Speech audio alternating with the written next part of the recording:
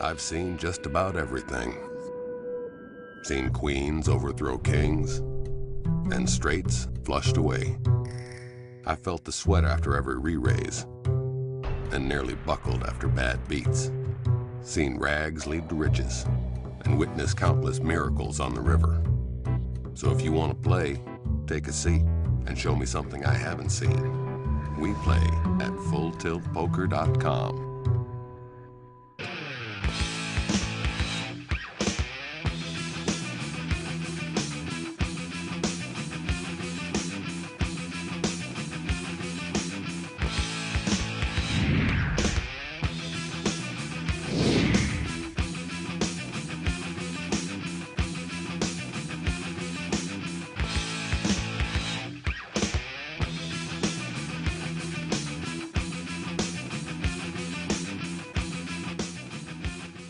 Diego Cordovez. Adam Schoenfeld. Welcome to the Scoop. Welcome. Brought to you by Full Tilt Poker.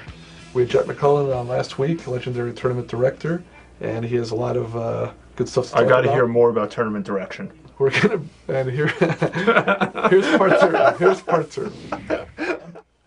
But the penalties, like I say, it cost me a lot of sleepless nights, and I'd kill hands sometimes. And I can understand, because as a player,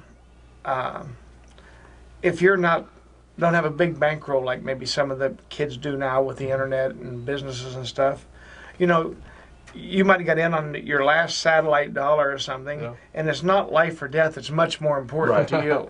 That one hand could be the difference between how you live that whole year. Or your life. It can be a life-changing thing. So I had the compassion for the players. So, I tried to cut them as much slack as I could, but it finally got to where I just couldn't get a staff hardly to work. Nobody wanted to deal to them. Right. Mm-hmm. And I couldn't blame them, because I didn't want to be around them either. And there wasn't even the sense of an informal penalty, because now, of course, penalties are formalized, but the idea of telling a player, listen, why don't you just go outside and cool off for a while, or I don't want to have to kick you out. I mean, at least you had that in your arsenal. Yeah, I've done that some. I had there was a big. I started doing the World Series in '84, and in '83 when Tom McAvoy won, he had a problem with one of his partners, Marty Siegel, that thought he had more of a, whatever the deal was. Right. So anyhow, Marty's kind of a volatile guy, so he'd threatened Tom a few times and this and that. So next year's tournament, naturally they're sitting right beside each other at the table. And I think you did that as a practical joke, just to see what would happen. Finally, I say, okay, guys, you got this door for 20 minutes, you got that door for 20 minutes. When you come back, I don't want to hear nothing, or you're both done. Right. That's a good idea. That was the...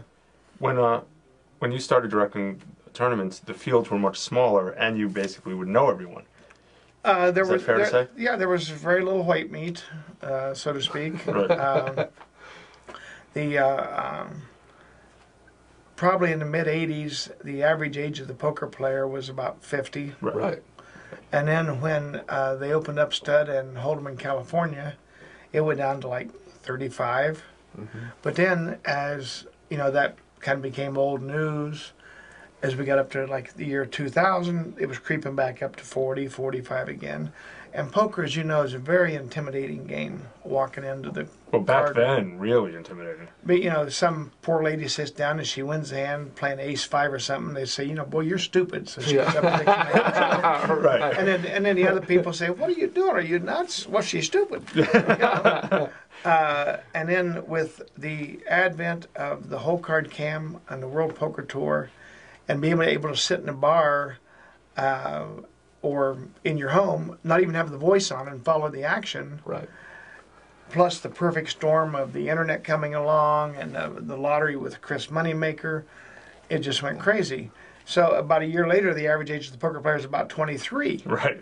So it's a whole new thing. I mean, I went for probably 20 years where I felt that I was respected as a tournament director, and the players, all knew that I was, always try to do the right thing and be fair.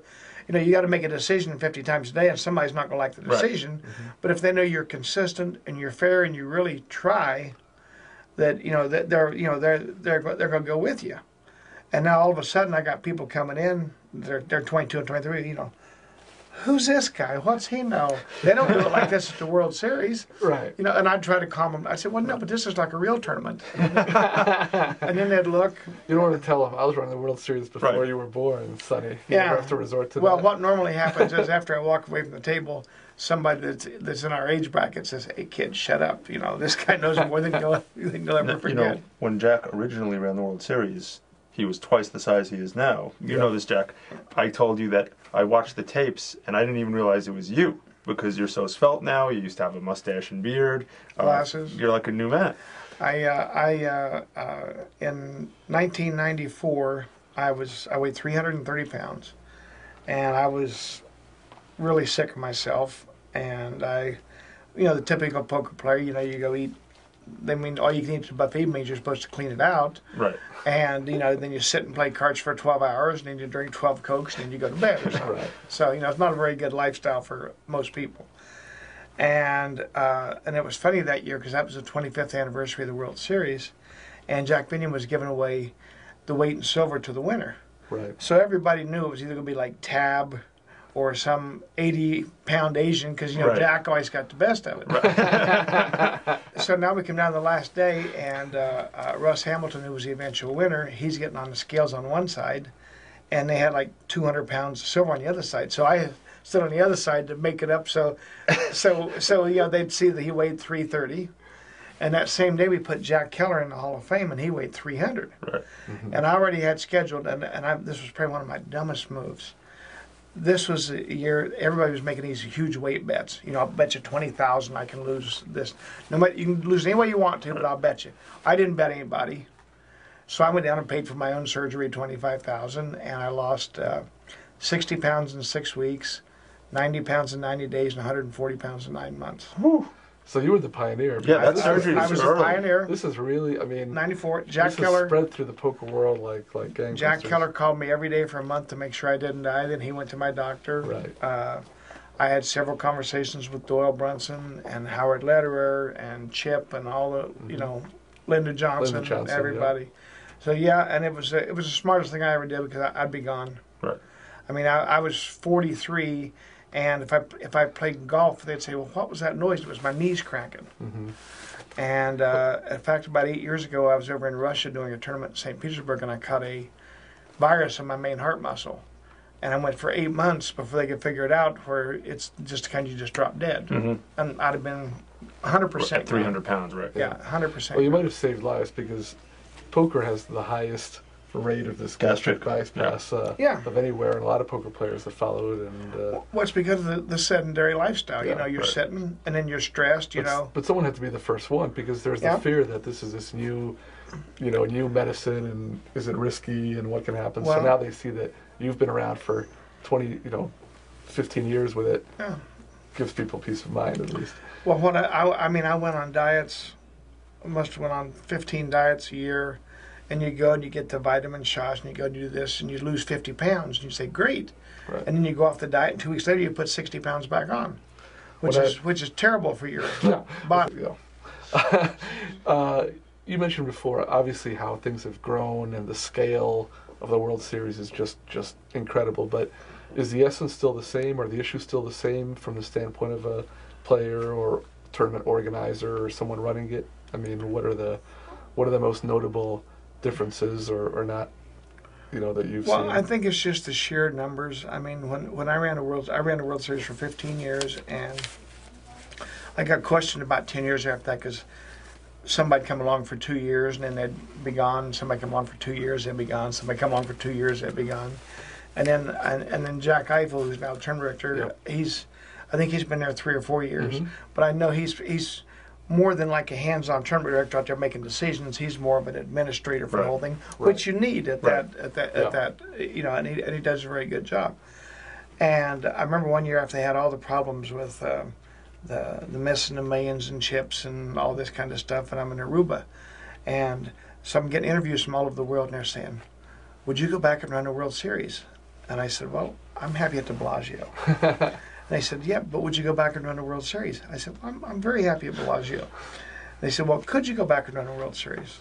I said, well, of course. I ran it for 15 years. Didn't have any problems, you know, nothing major. Well, why do they have so many problems now? Well, you've got Bellagio to run, Right. and that's kind of your way of saying, this is how I'd like things to be. Right. Now you're running a series coming up, and you were just saying you've got Rolexes for all of us. Every player who plays gets one, or just the winner? Yeah, just a winner. we had to stop someplace. No Rolex for me.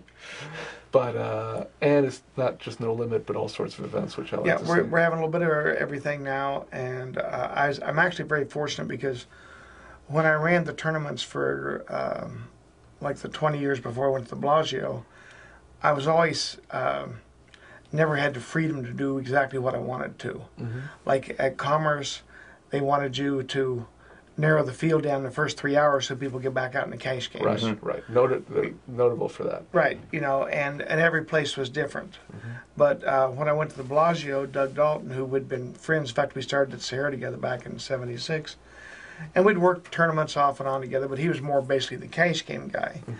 And, you know, the economy wasn't good, and he said, well, maybe we should try something at the Bellagio.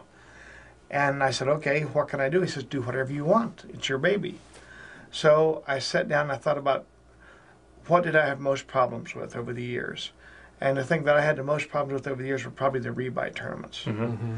Because, you know, this one's not fair, that one's not fair, that he can make 10 buy-ins and I can only buy one. Not you to know, mention all the logistics. this of guy's it. dumping off chips to this guy, this employee stealing. I mean, just, you know, everything imaginable. So I said, well, let's don't do rebuys, let's just give them double chips. And everybody was very pleased with that. And then, so finally after about 4 or 5 years, I went to double chips at the World Series. Mm-hmm. So I said, okay, well, let's give them triple chips. Right. And then the small tournament buying world went nuts, where you get, Right. I don't know, Quintuple chips. 100,000 in chips for a Right. $10 staff fee Right. somewhere down the street, and it was just, you know, really just insane. But at Well- least the notion of having a better structure and having eliminating the rebuy issue is breakthrough. So what I did last summer was I went to all of my tournaments. You get a minimum of 10,000 in chips, and anything that's 3,000 or higher, you get 4 times chips. Mm-hmm. So like in the 3,000, you get 12,000. The 5,000, you get 20. The 25,000, you get 100,000 in chips. I mean, obviously, last April, you got 100,000 in chips. You got 8 days to play. So obviously, the best 2 players in the world would have to come down to them. Well, Phil Hellmuth lasted 8 minutes.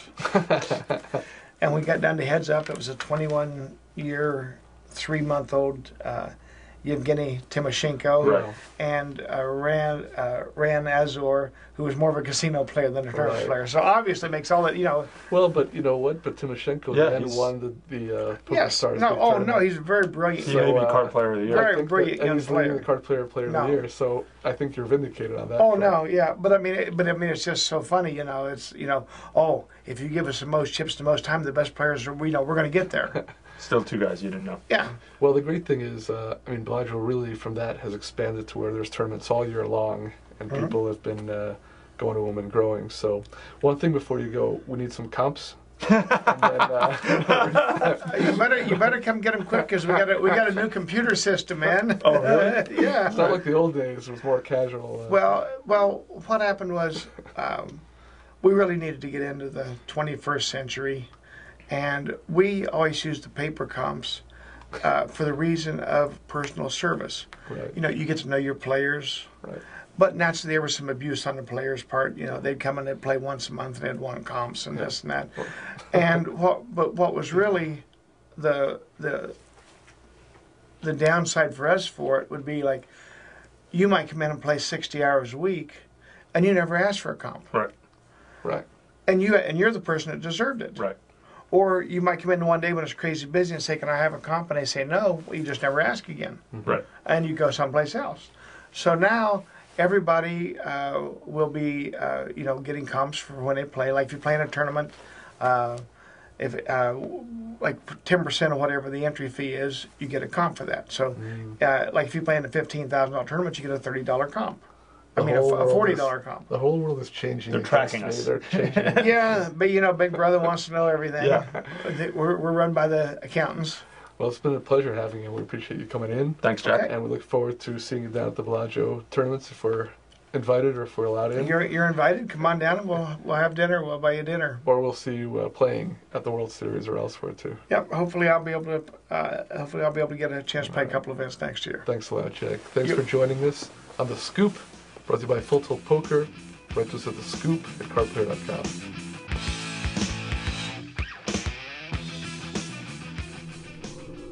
I see you. Your eyes. Your hands. Your chips. Everything.